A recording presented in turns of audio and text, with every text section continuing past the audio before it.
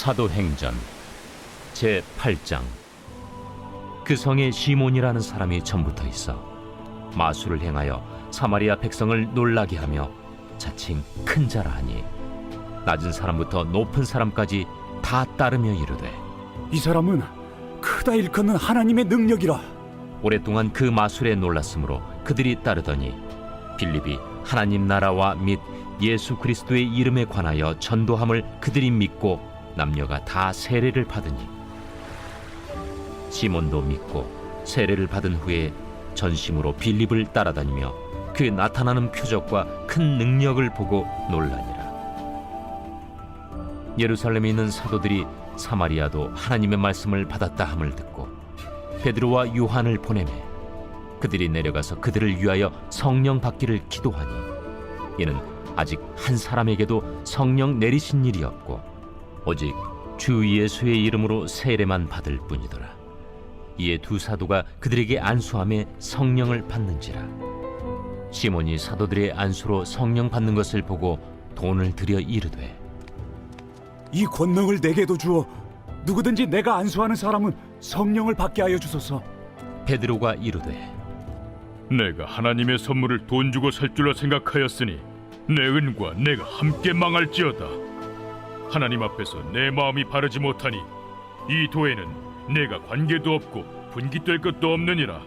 그러므로 너희 약함을 회개하고 주께 기도하라. 혹 마음에 품은 것을 사하여 주시리라. 내가 보니 너는 악독이 가득하며 불의에 매인 바 되었도다. 나를 위하여 주께 기도하여 말한 것이 하나도 내게 임하지 않게 하소서. 두 사도가 주의 말씀을 증언하여 말한 후 예루살렘으로 돌아갈새 사마리아인의 여러 마을에서 복음을 전하니라. 할렐루야. 사랑하는 열린문교회 성도 여러분, 오늘도 주님이 주시는 참 평안 가운데 단잠 주무셨습니까? 5월 17일 금요일 하나님께서 허락하신 귀한 하루가 시작되었습니다.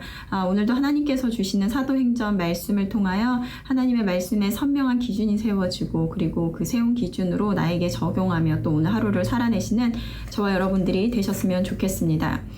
오늘 하나님께서 주시는 말씀, 매일 성경의 제목을 결단의 시작, 임재의 시작이라고 되어 있습니다.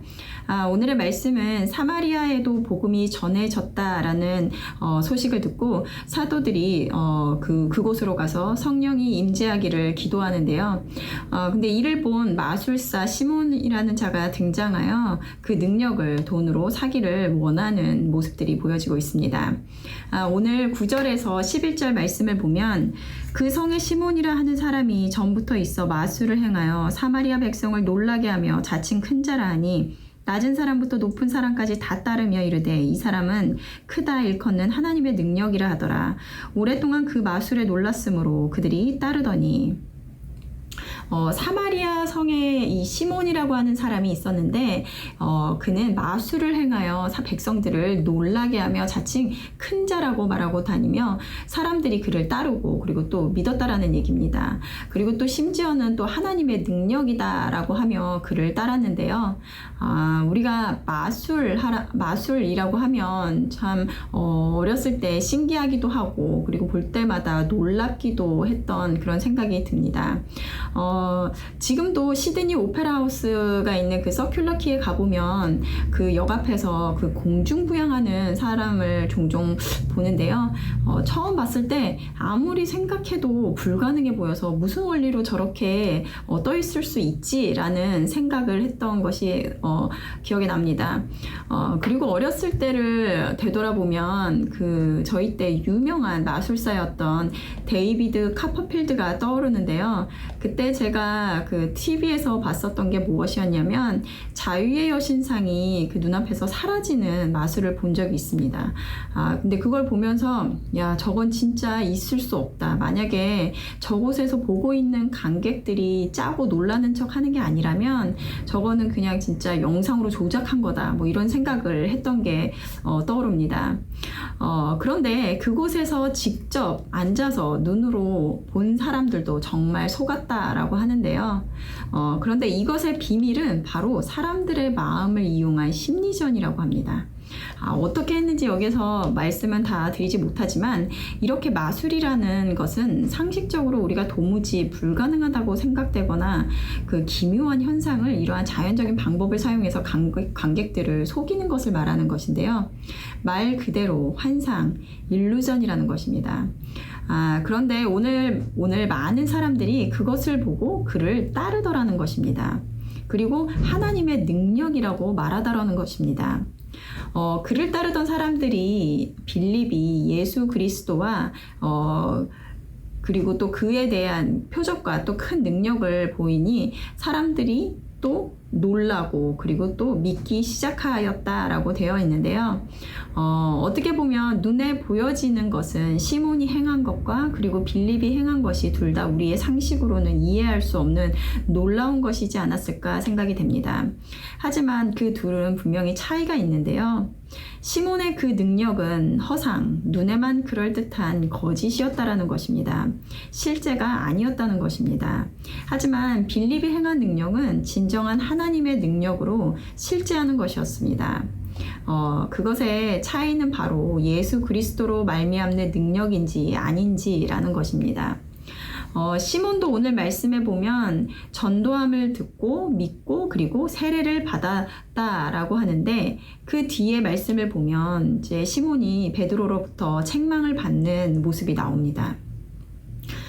우리는 모두 예수 그리스도를 주로 고백하며 믿는 자들입니다.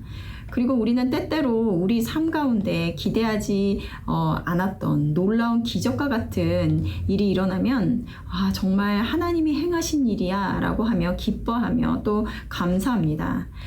그런데 내가 생각하지 않은, 원하지 않은 일들이 다가오면 그것 또한 하나님이 주신 것이라는 생각을 하지 못하고 근심하며 또 염려하고 때로는 원망까지 하게 되는데요. 왜 그럴까요? 아마 우리 마음의 중심에 예수님이 우리 삶 가운데 진정한 가치, 내 삶의 이유가 되지 못하고 이 마술에서와 같이 그러한 허상을 이루기 위한 도구와 같이 예수님을 믿었기 때문이지 않을까 싶습니다. 만약 진정한 믿음이 있었다면 그 상황 속에서 눈의 환영과 같은 현상에 집중하는 것이 아니라 그 이면에 하나님께서 보여주시고자 하는 그 음성에 더 귀를 기울임으로 단순히 고난의 순간이 아닌 깨달음의 순간으로 바꾸어가는 자들이 되었을 것입니다. 하지만 믿음이 있노라 하며 환영을 쫓아 살아가는 그러한 자들에게 일어나는 좋은 일이든 나쁜 일이든 그것은 하나님과 무관한 일인 것입니다. 오늘 18절에서 21절 말씀을 보면 시몬이 사도들의 안수로 성령 받는 것을 보고 돈을 들여 이르되 이 권능을 내게도 주어 누구든지 내가 안수하는 사람을 성령을 받게 하여 주소서 하니 베드로가 이르되 내가 하나님의 선물을 돈 주고 살 줄로 생각하였으니 내 은과 내가 함께 망할지어다. 하나님 앞에서 내 마음이 바르지 못하니 이 도에는 내가 관심도 없고 관계도 없고 분깃될 것도 없느니라. 시몬은 사도들이 안수하여 성령을 받는 것을 보자 자신에게도 이러한 권능이 임할 수 있게 사람들에게 안수할 수 있도록 해달라 하며 돈을 제안하더라는 것입니다. 시몬은 그 능력을 이용하여 자신의 욕망을 채우고자 하였는데요. 하나님 앞에 그의 바르지 못한 마음을 꾸짖으며 이 돈은 너와 관계도 없다라고 말하고 있습니다. 그가 구하고자 했던 권능, 그것은 무엇인지 시몬은 알지 못했습니다. 예수님께서 승천하시면서 전했던 말, 오직 성령이 너희에게 임하시면 너희가 권능을 받고, 이 권능이 어떤 것이었습니까? 예루살렘과 온 유대와 사마리아와 땅끝까지 이르러 예수님의 증인이 되게 하는 능력이라는 것입니다.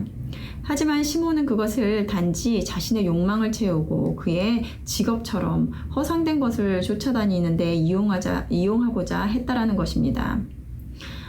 우리가 수요일에 종교와 신앙에 대해서 아침을 깨우는 말씀을 통해서 들었는데요. 종교 생활은 신은 나를 위해 존재한다라고 믿는 것입니다. 눈앞의 일들을 해결해 줄 분으로 내 삶에서 우상이 된 것들을 내가 쫓기 위해 그것을 이루기 위한 도구로 신앙생활을 하고 있는지 한번 점검해 봐야 할 것입니다. 사도들이 죽음 앞에서 담대할 수 있었던 것은 마술과 같은 허상을 보는 것이 아니라 진정한 진리를 발견함으로 무엇을 붙잡아야 하는지 알았기 때문입니다. 결단의 시작.